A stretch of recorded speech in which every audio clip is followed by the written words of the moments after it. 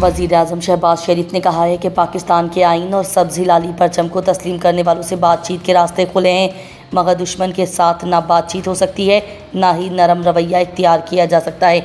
वफाकी काबीना के इजलास में गुफ्तगू करते हुए वज़ीर-ए-आज़म शहबाज शरीफ ने कहा कि चंद दिनों में दहशतगर्दी के अंधोनाक वाक़यात हुए। हालिया दहशतगर्दी के वाक़यात में 50 से ज़ायद शहरी और सिक्योरिटी फोर्सेस के एहलकार भी शहीद हुए। वज़ीर-ए-आज़म ने कहा कि डेरा इस्माइल खान करक में भी बेगुनाह लोगों को शहीद किया गया। फितनाल खवारिज के दहशतगर्द अफ़गानिस्तान से ऑपरेट करते हैं। दहशतगर्दों के खिलाफ मौसर ऑपरेशन भी हुए हैं। उनका कहना था कि बलूचिस्तान में दहशतगर्दी की जितनी मजम्मत की जाए कम है। बलूचिस्तान में दहशतगर्दी का मकसद मुल्क में खलफशार पैदा करना है। दहशतगर्दों ने बस से उतारकर मासूम लोगों को शहीद किया। शहबाज शरीफ ने कहा कि दहशतगर्द पाकिस्तान की तरक्की और CPEC के मंसूबे रोकना चाहते हैं।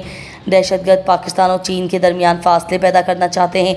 अब दहशतगर्दी को ख़त्म करने का वक्त आ गया है और दहशतगर्दी के खात्मे के लिए अफवाज पाकिस्तान को तमाम वसाइल मुहैया करेंगे। वज़ीर-ए-आज़म का कहना था कि हमें अपने दुश्मनों को पहचानना होगा। पाकिस्तान के आइन और झंडे को तस्लीम करने वालों से बातचीत के रास्ते खुले हैं। दुश्मन के साथ ना बातचीत हो सकती है, ना ही नरम रवैया इख्तियार किया जा सकता है। वज़ीर-ए-आज़म ने काबीना अरकान से गुफ्तगू में कहा कि मैं बहुत जल्द बलूचिस्तान का दौरा करूँगा और वहाँ की सूरत हाल का जायज़ा लूँगा। वज़ीर आला बलूचिस्तान मीर सरफराज बुगटी ने कहा है कि हुकूमत पूरी कुव्वत से अफसोसनाक वाक़यात में मुलव्विस अनासिर को मुंतकी अंजाम तक पहुँचाएगी। स्टेट की रेट को हर सूरत कायम रखा जाएगा। बदअमनी और इंतशार फैलाने वालों को किसी सूरत माफ़ नहीं किया जाएगा। वज़ीर आला बलूचिस्तान मीर सरफराज बुगटी ने सेंट्रल पुलिस ऑफिस कोयटा का दौरा किया। चीफ सेक्रेटरी बलूचिस्तान शकील कादिर खान भी वज़ीर आला बलूचिस्तान के हमरा थे।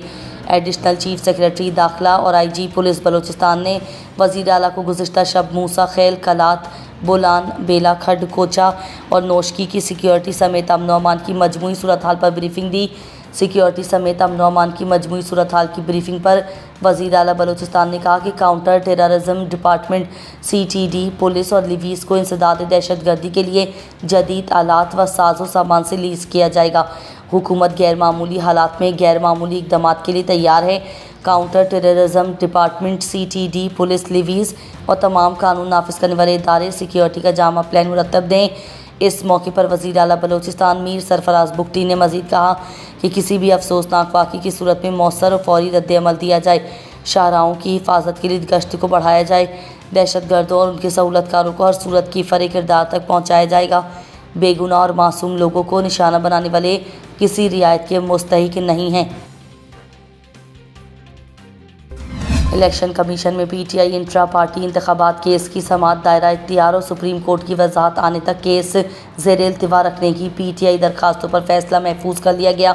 समाअत 18 सितंबर तक मुलतवी कर दी गई। तहरीक इंसाफ के वकील अजीज़ भंडारी ने कमीशन के सामने दलाइल में कहा कि FIA ने छापा मारकर तमाम रिकॉर्ड जब्त कर लिया था। हमारे पास असल दस्तावेज़ात और इलेक्ट्रॉनिक रिकॉर्ड भी मौजूद नहीं।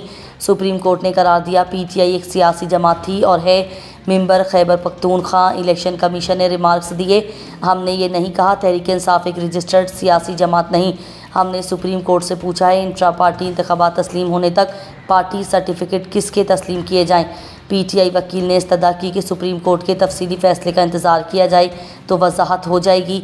उन्होंने कहा कि इलेक्शन कमीशन पहले दायरा इख्तियार का फ़ैसला करे। इलेक्शन कमीशन ने दायरा इख्तियार और सुप्रीम कोर्ट की वजाहत आने तक केस को ज़ेरे इल्तिवा रखने की तहरीक इंसाफ की दरखास्तों पर फैसला महफूज कर लिया। सिंध के सीनियर वज़ीर शर्जील मेमन ने कहा कि बारिश के पेश नज़र हुकूमत सिंध की तैयारियां मुकम्मल हैं।